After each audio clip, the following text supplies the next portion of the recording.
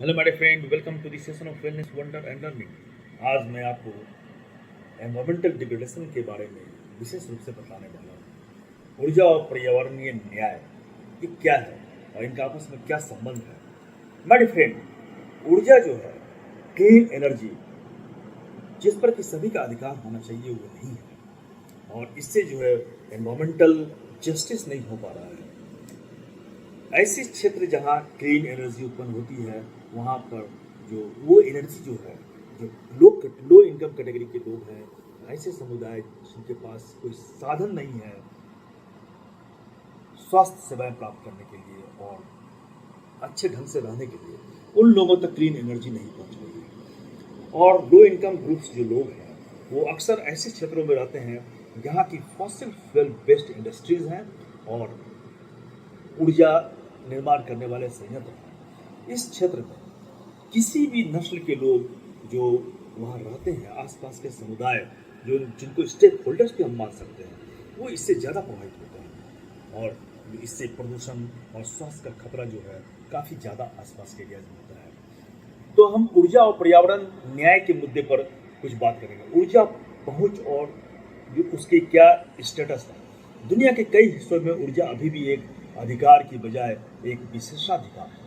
इसलिए इस हाशिए पर पड़े समुदाय को ऊर्जा की कमी का सामना करना पड़ता है, जिससे वे उत्पादक जीवन नहीं जी पा रहे हैं। उनकी जो प्रोडक्टिविटी है वो नेगेटिव है, नहीं के बराबर है। स्वच्छ ऊर्जा समाधान जैसे कि सोलर एनर्जी और विंड एनर्जी जो है, वो निम्न वर्ग के लोगों के लिए सुलभ है ही नहीं। वे प्रदूषणकारी ऊर्जा स्रोतों जैसे कि फॉसिल फ्यूल बेस्ड जो थर्मल पावर प्लांट्स हैं, बायोमास पर बेस्ड जो पावर प्लांट्स हैं, इस पर उन्हीं पर वो निर्भर रहते हैं और स्वास्थ्य संबंधित समस्याएं जो है इस क्षेत्रों में काफ़ी बढ़ी हुई होती है।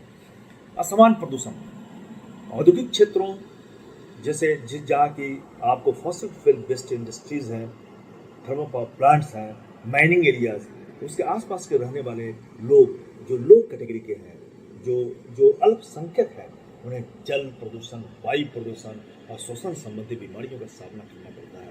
एनवायरमेंटल डिग्रेडेशन जो है ऐसे लोगों को काफ़ी नुकसान पहुंचा रही है। ये समुदाय अक्सर एनर्जी के निर्माण की प्रक्रिया से बाहर रहते हैं, लेकिन फिर भी इन लोगों को इन एनर्जी का लाभ नहीं मिल पाता है। एनर्जी जो है उन तक नहीं पहुंच पाती है। ये नुकसान पहुंचाते हैं और निर्माण में ये भागीदारी भी नहीं है, फिर भी इनको नुकसान उठाना पड़ रहा है। जलवायु परिवर्तन जो है वो कमजोर वर्गों को अधिक प्रभावित करता है।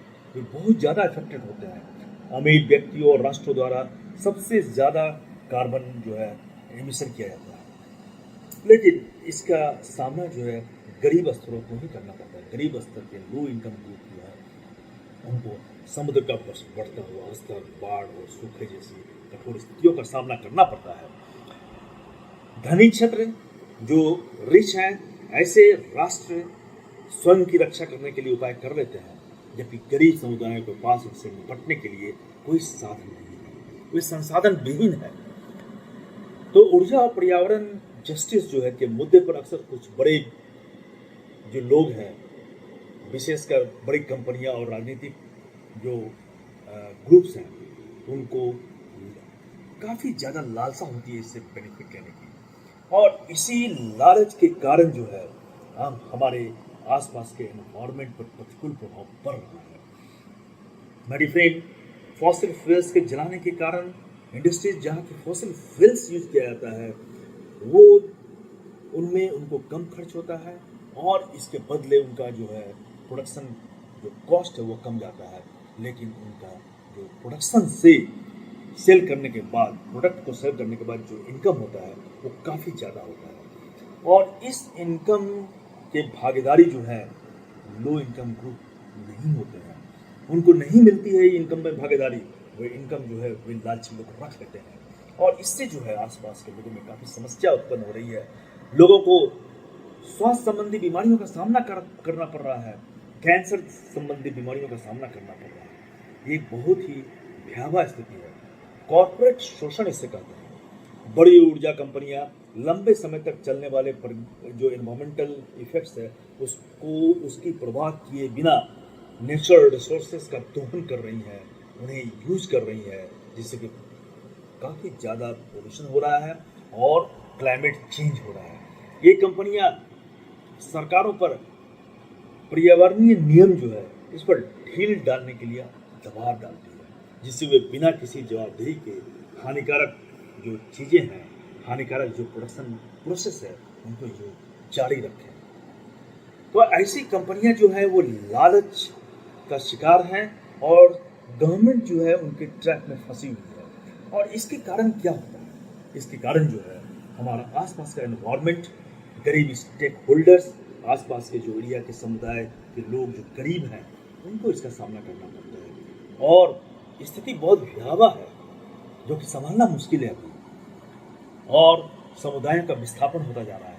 कई ऊर्जा परियोजनाएं जहाँ की बांध, तेल पाइपलाइन और खनन कार्य ग्रामीण क्षेत्रों, आदिवासी समुदायों से होकर वो जाती हैं और इन क्षेत्रों को खाली करवा दिया जा रहा है। आदिवासी समुदाय जो विस्थापित हो रही हैं, इन समुदायों को न तो सलाह दी जाती है, न ही उचित मुआवजा दिया जाता है और वे अपने घर और आजीविका को खो दे रहे हैं। ऊर्जा उत्पादन से होने वाले मुनाफा जो है कुछ ही लोगों तक सीमित है। मुख्य रूप से कंपनियों के शेयर धारकों और उच्च अधिकारियों को ये मिलता है। कंपनी के ओनर्स जो है वो इस पूरे मुनाफा को लेकर खा जा रहे हैं, जबकि पर्यावरणीय और स्वास्थ्य लागतें आम जनता, विशेष रूप से निम्न आय वर्ग के लोगों पर, समुदायों पर पड़ती है। उन पर ये लागत पड़ रही है, उन पर ये कॉस्ट जो है, बर्डन जो है बढ़ता है, बढ़ा दिया जाता है। हमारे फ्रेंड, ऊर्जा और पर्यावरण न्याय के उद्देश्य से यह बहुत ही जरूरी है कि हम स्थिति को सुधारें। ऊर्जा के उत्पादन और खपत से होने वाले लाभ और हानियों के बीच एक समान रूप से वितरित हो, सभी जगह वितरित हो। जो लाभ है, जो बेनिफिट है, जो प्रॉफिट है, वो निम्न आय वर्गों पर खर्च होनी चाहिए। उनके स्वास्थ्य पर, आसपास के एरियाज को स्वस्थ करने के लिए, ठीक करने के लिए, पर्यावरणीय डिग्रेडेशन जो हुआ है उनको दूर करने के लिए इसका उपयोग बहुत ही जरूरी है। और जब तक ये नहीं होगा तब तक ये इनइक्वलिटी जो है समाज में कलंक की तरफ फैली रहेगी। इन सभी चीज़ों को पहचान कर और इन सभी चीज़ों को दूर करना काफ़ी जरूरी है। ऐसे लालची लोगों को हमें पहचानना होगा और जो भी लाभ जो है वो आसपास के स्टेक होल्डर्स में बांटना होगा। तभी हमारा एनवायरनमेंट सही रहेगा, समाज जो विकसित होगा।